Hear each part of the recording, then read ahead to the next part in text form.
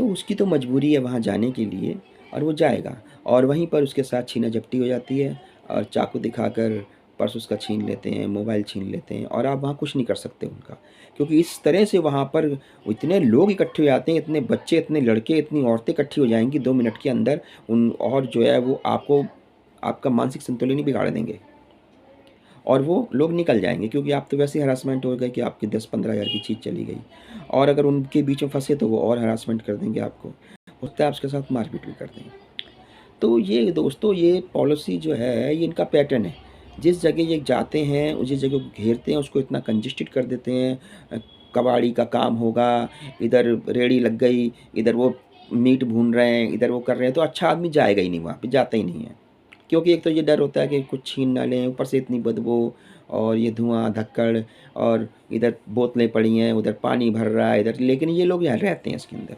उसके अंदर ही इनका साम्राज्य चलता है।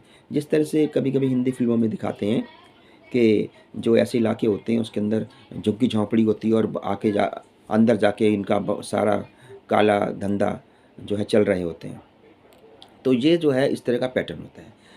और दूसरे पुलिस, पुलिस तो देखो जी इन चीज़ों में इन लिप्त रहती है। पैसा भी ले रही है और उनको पता है कि ये बंदा कहाँ का है, जबकि उनकी ज़िम्मेदारी है, ठीक है भैया अब तू अपना बता तू कहाँ से आया, कहाँ से नहीं आया। अगर दिल्ली का है, रोटी कमाने के लिए लगा रखी है तो ठीक है, कोई दिक्कत नहीं है। लेकिन अगर वो बाहर से आकर इल्लीगल रह रहा है तो फिर उसके ऊपर कार्रवाई करनी चाहिए, लेकिन ऐसा करने कुछ नहीं है। आज़ादपुर मंडी में जहांगीरपुरी से लेकर और आज़ादपुर चौक तक हज़ारों रेहड़ियाँ लगती हैं, हज़ारों। वो कहाँ से आए हैं फल वाले और किस तरह से वो बेच रहे हैं, ऐसी उत्तम नगर में सारे मुसलमान, सारे इधर भी, वो कहाँ से आए हैं। ठीक है वो दिल्ली के रहने वाले हैं, काम धंधा कर रहे हैं, कोई दिक्कत नहीं है क्योंकि वो अपना इन गतिविधियों में ध्यान नहीं रखते। लेकिन ये लोग क्या करते हैं, इनसे आप सामान भी लोगे और फिर ये झगड़ा भी करते हैं और जगह भी घेर कर पड़े हुए हैं, लेकिन इन सब से पुलिस जो है पैसा लेती है क्योंकि बगैर पुलिस को पैसा दिए कोई भी इंसान दिल्ली के अंदर 1 इंच जगह नहीं घेर सकता। ये एक कड़वी सच्चाई है। लेकिन ये लोग घेरते हैं, वो अपना पैसे लेके चले जाते हैं। ये लोग आगे क्या करते हैं क्या नहीं करते इसमें कुछ, इसमें कई बार मैं भी इसके लपेटे में आया हूँ। जो है मोबाइल वगैरह छीना और भी बहुत सी चीज़ें हुई तो लेकिन कोई सुनवाई नहीं होती। बाहर से आने वाला आदमी किस तरह से हरासमेंट करता है यहाँ के रहने वाले को, ये वही जानता है जो बेचारा गरीब आदमी यहाँ पर रह रहा है। उसका कोई नहीं है, उसको कोई सपोर्ट नहीं है, किसी तरह का कोई भी उसके साथ नहीं खड़ा होता और वो 2-4 दिन धक्के खा के और बेचारा अपने घर में बैठ जाता है क्योंकि उसके पास और कोई चारा नहीं है। लेकिन ये लोग दिल्ली से बाहर से आते हैं, अतिक्रमण करते हैं, क्राइम करते हैं। अगर दिल्ली से इस तरह के लोग चले जाएं तो 70% जो क्राइम है वो ख़त्म हो जाएगा।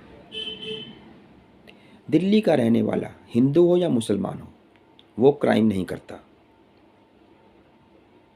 लेकिन जो ये बाहर से आकर बस रहे हैं ये लोग क्राइम कर रहे हैं और इनके ऊपर एक्शन लेने वाला कोई नहीं है, बल्कि जो देश के गुण हैं वो इनको अपने आशीर्वाद के तले इनको पाल रहे हैं, सिर्फ़ एक बोर्ड के लिए।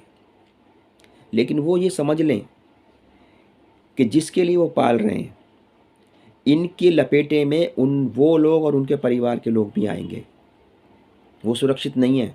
हाँ, अगर वो इतना पैसा कमा लें नेतागिरी में कि बाहर वो अपना कहीं ले लें, अपनी ऑस्ट्रेलिया यूरोप कंट्रियों में ले लें ज़मीन, तो मैं कह नहीं सकता। लेकिन अगर वो यहाँ रहेंगे तो एक दिन उनके परिवार भी लपेटे में आएगा। लेकिन उसके लिए बड़ा समय चाहिए क्योंकि जब इंसान के खुद पर बीतती है तब पता चलता है कि हम क्या कर गए, हमने क्या किया। आज केजरीवाल जी ने इन सबको बसा रहे हैं, सारी चीज़ें कर रहे हैं, फ्री सब कुछ दे रहे हैं। ये उनके ऊपर भी बात किसी न किसी दिन, ये तो है नहीं सारा जीवन वो रहेंगे इसके अंदर, सारा जीवन तो रहेंगे नहीं। कभी ना कभी तो उनका परिवार भी इसमें आएगा ना, इस माहौल में आएगा। तो उनके साथ जब इन ये हादसे होंगे तब उनको पता चलेगा।